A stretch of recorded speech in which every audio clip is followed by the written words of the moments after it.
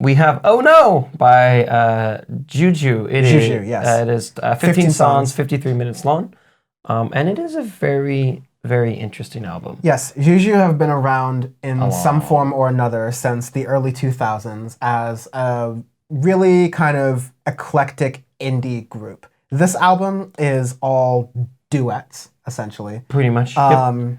In a variety of different musical styles and cadences, and this is not popular music. This is not rock or alternative. This is just all over the place. Kind of experimental, extremely experimental, really all over the place. R/indie heads music. Extreme. This is one of those. You go to like downtown Fullerton, and there's some dude sitting on the couch. He's listening to Xiu Xiu. Yeah. He's sitting on the couch in the middle of downtown Fullerton. This is music for people who feel like they're on ketamine without consuming ketamine.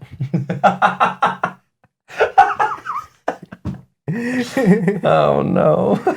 Literally, oh no. Anyways, going into the substance of the music, there is actually some really, really good tracks in here, and there's some other stuff where I literally had to pause it and go, what the fuck am I listening to? And there's other stuff in here where I'm like, holy shit, this is really good. So that's experimental music in a nutshell right there, where you're just trying different stuff. You're trying things that don't work in a normal setting, other things that wouldn't necessarily make sense in a normal setting but sound really great too. Listen to this album and treat it with an open mind, like going into an art museum with some really like out there concept. Basically. And each room is going to be like a song. It's going to be a slightly different concept, mostly connected together. I think it's actually a very good analogy for it. We're entering a room of each song because Sad Mezcalita, the opening track, it's like a wide, it opens to be like a wide, almost orchestral strumming thing. Exactly, and that's kind of weird. And it's just basically a really light duet through it. And then halfway through, then it gets into this really weird drum beat type stuff, and then it goes back into your orchestral thingy. So this that opening track, oh wow, okay, this is out there, but let's strap in and see what happens. Yeah. And then after that, I cannot resist more of that like. Again, that like almost ethereal type sound reminds me of like old experimental cigarettes, unreleased tracks from them, where it's almost sounds like you're recording it in a warehouse with just like drum beats in the background. There's not much vocalization going on. It's very, very ethereal. Decent, interesting track. The Grifters has this sort of like Eastern string sort of tone to it, and it's a lot about at least one of the members of the band sort of like going through feelings of betrayal and kind of like acting, expressing those out. It's the Grifters, so it should just, be about YouTube and political news. Working on that video should be fun.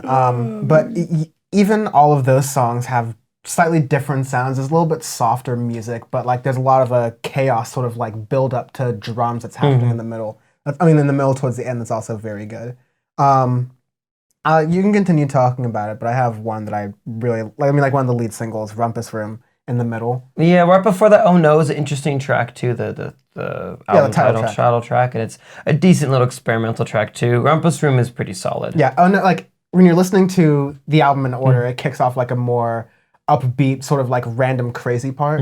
Rumpus Room puts the craziness into like the most of like palatable, like sort of not mainstream song, but something you can put in like a it's a cool, fun track because it like I feel like I'm tripping in a clown house, like just like literally hitting walls as each sound different. It's not bad. This is just what I picture. You're just walking around and you're like walking into a bunch of mirrors of staring into yourself. You're like, what is my brain? What is the earth? Yeah.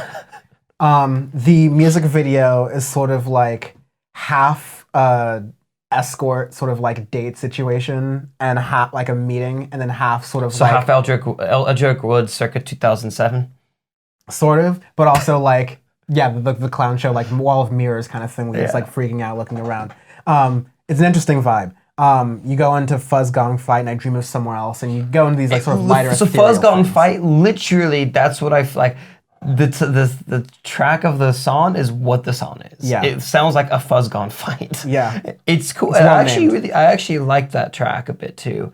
It gets like from there, then it gets like you have a lot of really more soundscape type tracks through it. You got like I Dream of Someone Else entirely of 100 Years, which is that more of like you start to get more of into your indie, almost like I wouldn't say quite like horrors in a warehouse, but kind of that style of like deeper drums, deeper guitar work and stuff, and the vocals are kind of difficult to understand and difficult to hear, but you can at least hear them in the background. There's a lot of computerization that you can tell in it. Yes. Whereas a lot of the rest of the album feels like it's using a lot more traditional instruments, even though they all like are clashing together in a weird way. So it feels very processed in that ways. The sort of like stream of consciousness monologue songs, kind of like I Dream of Someone Else and Entirely and It Bothers Me All the Time, are similarly like ethereal and sort of dark in their ways, but also like very stressing as well. And, you know, just like very interesting. Like you said, it's like feel like you're going into a museum and you're having all these different sort of experiences throughout. I think that's a great analogy for it. Because then going on to the later half album, you have Saint Dymphna and Knockout, which are two pretty decent tracks going in the back end. And you got A Bottle of Rum, which is this beautiful indie track. Yeah. Gorgeous track. Really, really good. I think it might be the most listened to on the album. Yeah, it feels properly like indie.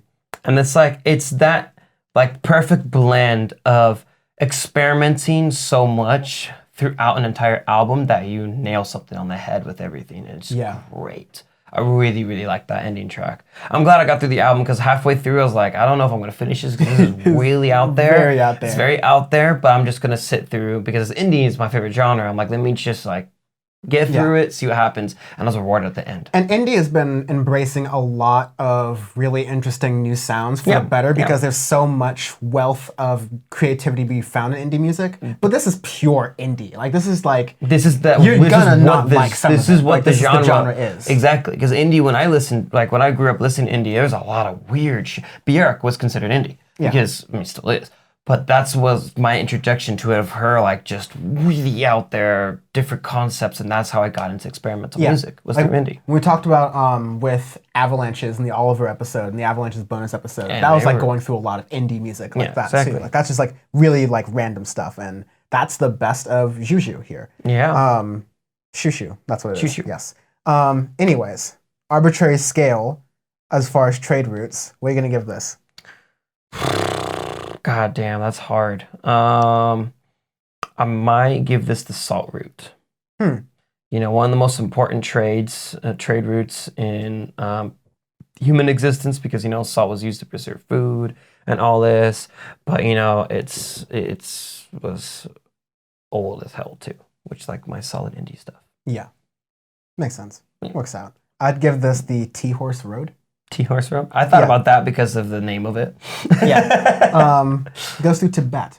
We love ourselves some Tibet folks. Free Tibet!